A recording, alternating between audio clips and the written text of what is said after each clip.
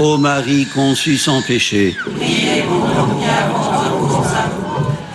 frères et sœurs, rassasiés par la multiplication de 5 pains d'orge et de 2 poissons, une foule enthousiaste parce que rassasiée, voit en Jésus le prophète annoncé.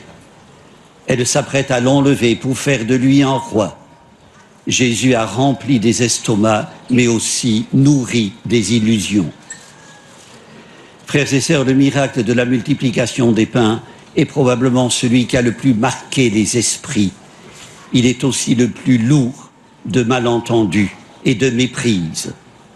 Tout naturellement, à cause de son arrière-fond biblique, la première lecture de ce dimanche le rappelle, la foule l'a associé à la multiplication de 20 pains d'orge par Élisée. Elle n'a pas identifié l'auteur de ce miracle.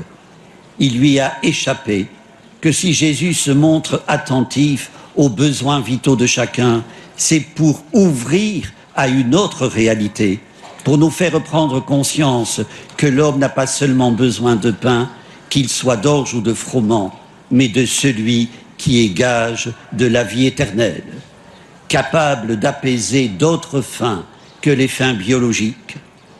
Voilà pourquoi, constatant cette méprise, Jésus se retire dans la solitude de la montagne, seul, sans les disciples. Il s'écarte de la foule qui l'acclame et veut le proclamer roi, comme il a écarté la tentation du pouvoir dans le désert, quand Satan le lui proposait. Frères et sœurs, toute foule est avide de merveilleux, assoiffée de spectaculaire. Jésus se retire pour se soustraire au vivat et à l'enthousiasme général qui les juge, sinon de mauvais aloi, aveugles à l'essentiel. Frères et sœurs, rien n'a servi Jésus de ce qui est de ce monde où il est entré humblement, a grandi comme un enfant ordinaire, a connu les fatigues du travail. Il sait que dans la vie, rien n'est magique. Son retrait, dit le pape François, avertit que le triomphalisme n'est pas chrétien. Avertissement salutaire.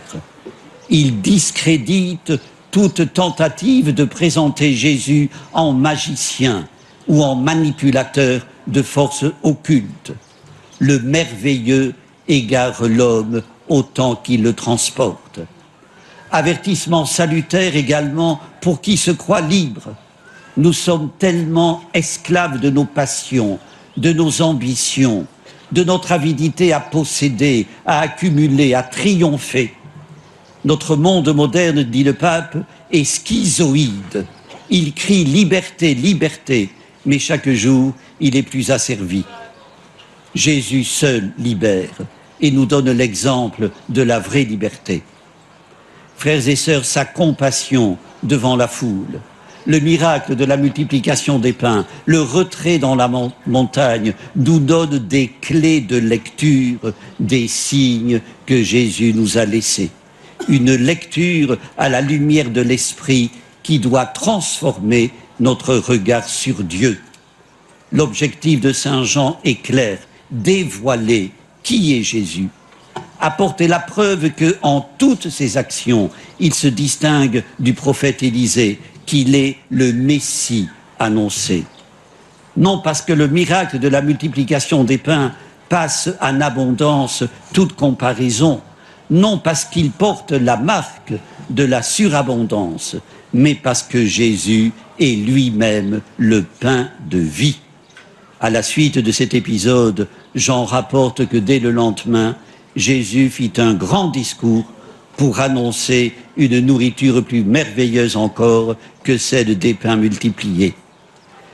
Frères et sœurs, Jésus en appelle à la foi qui transfigure les apparences. Plus qu'un prophète, il est la révélation d'un Dieu, source de vie. Il revendique d'être le Fils du Père, le don du Père. Un Père qui donne et non qui exige. Un Père qui donne sans mesure, qui rassasie avec bonté tout ce qui vit, chante le psalmiste. Frères et sœurs, en chacun de nous est entreposé très peu de foi. Au moindre caillou, nous trébuchons, nous perdons confiance. Notre espérance est semblable à un frêle lumignon qu'un filet d'air souffle.